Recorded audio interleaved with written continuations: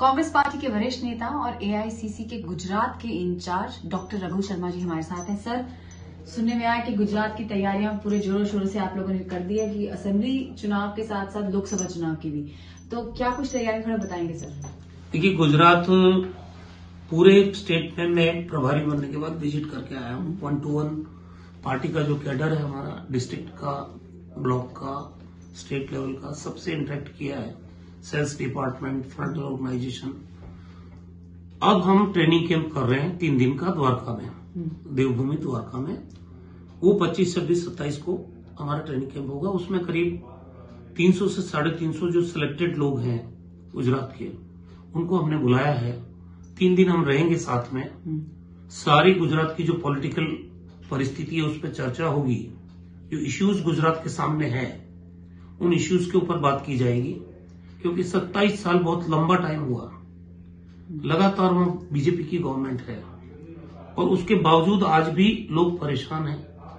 गुजरात, जिसको model state governance का BJP बोलती है, सदी की भीषणतम महामारी में इतना मिसमैनेजमेंट हुआ है। वहां 3 लाख से ज्यादा लोगों की मौत हुई है। लोगों को बेड नहीं मिले, रेमडेसिविर इंजेक्शन नहीं मिले, ऑक्सीजन सपोर्ट नहीं मिला, एम्बुलेंस नहीं मिली, और घर पे बैठे बैठे लोगों ने दम तोड़ा है। स्पेशली जो पुअर क्लास और मिडिल क्लास है, उन लोगों के लिए आज भी हेल्थ इंफ्रास्ट्रक्चर जो वो अफोर्ड कर सकते हैं वो उनके पास अवेलेबल नहीं है। एजुकेशन में भी यही स्थिति है। वहां पे बेरोजगारी आज इन 27 सालों में बढ़ी है।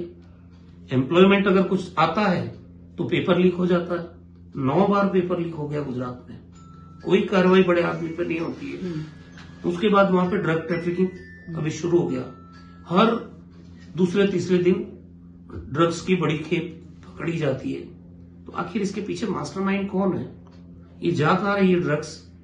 ये सब चीजें बहुत गुजरात के लोगों को चिंता में डाले हुए हैं।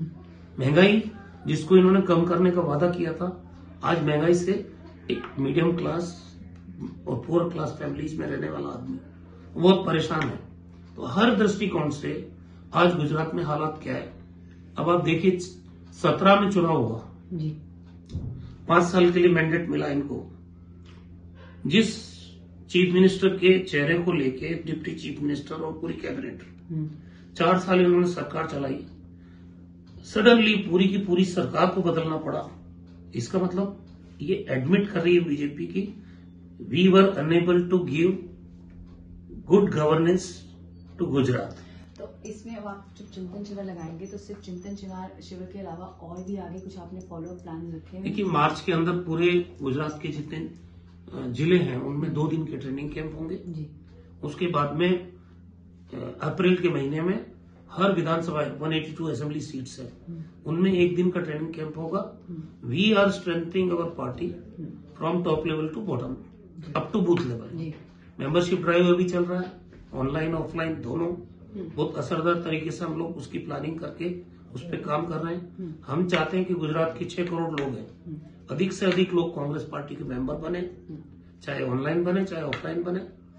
उसके अलावा बूथ पे मजबूती के साथ हमारा ढांचा खड़ा हो, क्योंकि कोई इलेक्शन हो, वोट तो आपका बूथ पे गिरता है। तो हम बड़े आयोजन करते हैं, सब काम करते हैं, लेकिन हमारा बूथ मैनेजमेंट हमेशा हम फोकस नहीं कर पाते हैं। इस बार हमने चेंज की स्ट्रेटेजी। हमने फोकस किया बूथ को जी। और बूथ को मजबूत करके गुजरात जीतने का इरादा है। हम 125 प्लस सीट जीतने का संकल्प लेके आगे बढ़ रहे हैं। तो 125 प्लस सीटों का आपने जो है एकदम इरादा, मिशन पे निकल पड़ी कांग्रेस पार्टी। क्या आपने प्रोबेबल कैंडिडेट्स की भी अभी से शुरुआत कर दी? देखिए, ये सब चीजें तो साथ के साथ चलती है मैडम जी। कैंडिडेट्स जिन सीटों पे हम नहीं जीते हैं आज तक, 4 चुनाव से, 6 चुनाव से, 8 चुनाव से, हमारी प्रायोरिटी वो भी रहेगी कि हम उनको कैसे जीते हैं। जिन शहरों में हम पिछले चुनाव में नैरो एस्केप था बीजेपी का पिछली बार जी। ये क्लेम कर रहे थे 150 प्लस सीट्स, आई इनकी 99 बिलो 100, और हम 80 सीट पिछली बार भी जीते थे। ये अलग बात है कि बाद में खरीद फरोख्त की राजनीति हुई, इन्होंने हमारे 15 एमएलए परचेज किए, फिर बाई इलेक्शन हुआ 3, हम उसमें से जीत गए 12, हम जीत नहीं पाए। लेकिन आज भी हमारी स्ट्रेंथ वहां 66 एमएलए की है। 65 हमारे अपनी पार्टी के हैं, एक हमारा सपोर्टेड कैंडिडेट है जिसको हमने सपोर्ट करा, इंडिपेंडेंट जिग्नेश मेवानी।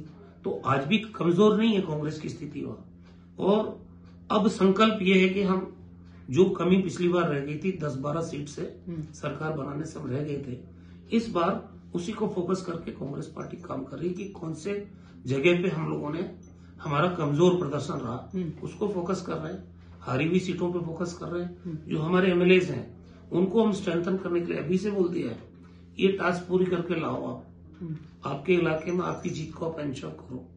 हम रिव्यू कर रहे हैं, उनको भी देख रहे हैं।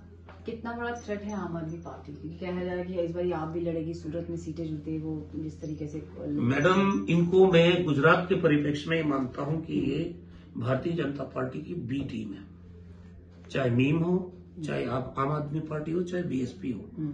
क्योंकि 5 साल जनता के बीच में 2 ही पार्टियां रहती है, एक रूलिंग पार्टी के रूप में बीजेपी है तो अपोजिशन के रूप में कांग्रेस पार्टी। जब चुनाव आता है तो ये पार्टियां आती है और वोट किसका काटती है? कांग्रेस पार्टी का काटती है। ये आम आदमी में ये मैसेज जा चुका है कि ये कांग्रेस को हराने के लिए चुनाव के वक्त आते हैं लोग और उसके बाद गायब हो जाते हैं। ये सरकार बना नहीं सकते क्योंकि गुजरात में पूरे में इनमें तीनों में से किसी पॉलिटिकल पार्टी का असर नहीं है। ये पब्लिक भी जानती है, हम समझा भी चुके लोगों को। तो जब ये सरकार नहीं बना सकते, लोग बीजेपी से दुखी हैं, उसका विकल्प कांग्रेस पार्टी है, तो फिर इनको वोट क्यों देगा कोई? मतलब आपने उस मोर्चे पे बिल्कुल वर्कआउट करना। आम आदमी को अभी ये मैसेज देने में हम कामयाब हो रहे हैं कि भाई आम आदमी पार्टी है, चाहे मीम है, चाहे बीएसपी है, ये कोई परिवर्तन नहीं ला सकते गुजरात में। परिवर्तन अगर आ सकता है तो कांग्रेस पार्टी ला सकती है जिसका पूरे गुजरात में असर है। और हमारी सीटें भी सामने हैं, एक भी सीट बीएसपी की नहीं है, एक भी सीट मीम की नहीं है, एक भी सीट आम आदमी पार्टी की नहीं है। अब वो सरकार बदल सकते हो ऐसी परिस्थिति नहीं है। तो डिफैक्टर्स को क्या टिकट देंगे? कि गोवा में तो बिल्कुल नहीं दिया, उत्तराखंड में सिर्फ 2 ही को दिया। पॉलिसी डिसीजन जो है इस पे डिसीजन लेने का काम पार्टी आलाकमान करेगी। जो लोग जा रहे हैं उनको रोकने के लिए अगर दोबारा अगर कोई प्रीफिक्स हो, नहीं जैसे दोबारा रिपीट ना, अगर सरकार आए थे कि खरीद फरोख्त जो है एमएलए की, जो भी पॉलिसी डिसीजन है जो हमको धोखा देके गए, उनको कई लोग वापस आना चाहते हैं, उनको लेना है नहीं लेना है ये भी हाईकमांड डिसीजन लेगा। और जो लोग पार्टी छोड़ने वाले हैं और जिन्होंने तय कर लिया है, क्योंकि बीजेपी इवेंट मैनेजमेंट करता है। जैसे मैं बता रहा हूं आपको कि हम चिंतन शिविर कर रहे हैं, चिंतन शिविर के पहले वो किसी 1-2 आदमी को, चाहे वो एक्सएमएलए हो चाहे कोई और हो, उनको ज्वाइन कराएंगे। तो ये इवेंट मैनेजमेंट क्या हुआ कि अगर चिंतन शिविर की खबर छपती है तो साथ के साथ पार्टी छोड़ने वालों की भी खबर, ये इवेंट मैनेजमेंट गुजरात की जनता समझ भी चुकी है।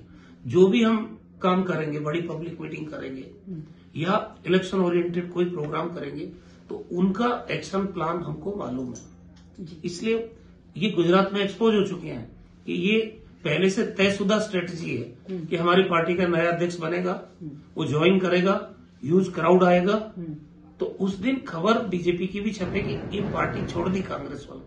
अब वो असरदार कांग्रेस में है कि नहीं है ये नहीं है उनको मतलब है कि स्पेस को कवर करना है कि कांग्रेस मजबूत नहीं है यहाँ। लेकिन ये आपने स्ट्रैटेजी कुछ बनाई है इस चीज को काउंटर करने के लिए? देखिए, एक्शन का रिएक्शन तो सब जगह होता है मैडम, लेकिन ये एक ट्रेंड बन चुका है पूरे देश में। जिस तरह से कपड़े बदलते हैं ना, उस ढंग से लोग पार्टियां छोड़ रहे हैं और हर पॉलिटिकल पार्टी में आ रहे हैं जा रहे हैं। इसका मतलब देश की राजनीति में आइडियोलॉजिकल कमिटमेंट वाले लोगों की कमी है। वो ऐसे लोगों को पब्लिक को डिस्करेज करना चाहिए, हराना चाहिए। क्योंकि अगर आज मैं कांग्रेस पार्टी में काम कर रहा हूं तो मेरा पॉलिटिकल कमिटमेंट है, आइडियोलॉजिकल कमिटमेंट है, लीडरशिप के प्रति कमिटमेंट है। मेरा रातों रात कमिटमेंट कैसे बदल सकता है?